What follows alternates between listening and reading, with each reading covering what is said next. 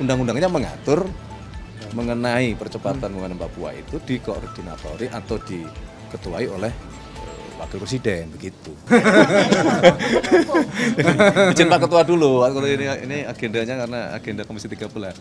Jadi sebenarnya di dalam ada Undang-Undang Otonomi Khusus Papua yang di situ secara eksplisit bahwa percepatan pembangunan Papua itu adalah dikoordinatori atau diketuai oleh Wakil Presiden.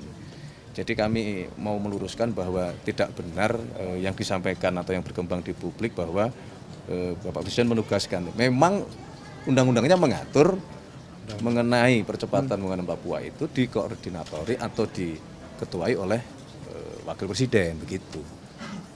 Tapi kalau sampai diberitakan bahwa dia akan Wapres akan berkantor ke Papua, itu memang sudah masuk dalam wacana atau konteksnya sampai sejauh mana? Nah, kalau berkenaan dengan masalah kantor, jadi tim percepatan pembangunan Papua itu difasilitasi oleh negara, dalam hal ini Kementerian Keuangan. Ada kantor KPKN di Jayapura yang itu memang dipakai nantinya untuk operasional kantor tim percepatan ini. Gitu. Jadi bukan berarti Bapak Wakil Presiden akan berkantor di Papua.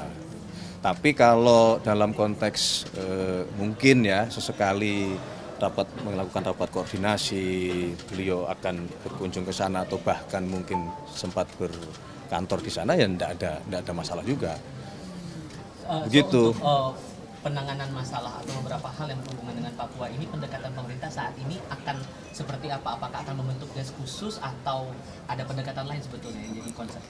Ya sebetulnya turunan dari tim percepatan itu akan dibentuklah semacam badan atau satgas yang itu operasional harian di lapangannya. Inilah yang kalau ada istilah berkantor di Papua atau beraktivitas lebih banyak di Papua, nantinya akan tim satgas atau tim badan percepatan inilah yang ada di sana begitu. Timnya ya bukan Wapres. Iya. Sensi sih. Mas Gibran apabila ingin bertugas di Papua itu sendiri, apakah dengan Kenapa sih inisiatif ini sendiri atau harus dengan kepres atau inpres dari Presiden? Apanya? Apabila Mas Gibran ingin bertugas di Papua sesuai dengan undang-undang. Itu amanat undang-undang itu. Ya, undang-undang Khusus otonomi tadi dah clear tuh. khusus itu. Mas Pras minta tanggapan dari istana terkait langkah Presiden Donald Trump yang menambah 10% tarif resiprokal kepada negara anggota BRICS. Kan Indonesia sudah menjadi anggota negara BRICS awal tahun 2025 ya. Ada evaluasi tersendiri dari istana, apakah ada niat pemerintah untuk menarik diri di BRICS ini? Enggak, jadi yang per hari ini yang dapat kami sampaikan adalah kita tetap melanjutkan upaya untuk bernegosiasi dengan pemerintah Amerika Serikat kan. Berdasarkan apa yang disampaikan Presiden Trump, di situ kan beliau memberi tenggat waktu sampai 1 Agustus. Nah, di jeda waktu ini tadi malam kami berkoordinasi juga dengan Menko Ekonomi ya, untuk kemudian melanjutkan kembali proses negosiasi. Di situ kan dibuka beberapa ruang juga. Gitu. Kalau kaitannya dengan rencana pengenaan kembali tarif 10% bagi anggota BRICS, kami merasa ya itu bagian dari keputusan kita kalau kita bergabung dengan BRICS yang kemudian itu ada konsekuensi, ya mau tidak mau harus kita hadapi kan. Akhirnya kan 32 plus 10%, jadi kan 42 nih bebannya. Ya, belum. Kan kondisinya sudah Belum. Ini kan baru disampaikan begitu skemanya kan begini. Nah, ini kan masih ada waktu, masih ada jeda. Minta tolong aja kita doakan tim yang sedang bernegosiasi supaya bisa menghasilkan yang terbaik lah untuk bangsa kita. Gitu. Dalam 3 bulan itu apakah sempat ada deadlock nggak sih Mas, sejak tarif 32% awalnya disampaikan sampai sekarang itu kenapa angkanya bisa jadi tetap 32%? Ada deadlock nggak saat negosiasi antara kita dengan Amerika Serikat waktu itu? Ya bukan deadlock ya, namanya bernegosiasi kan saling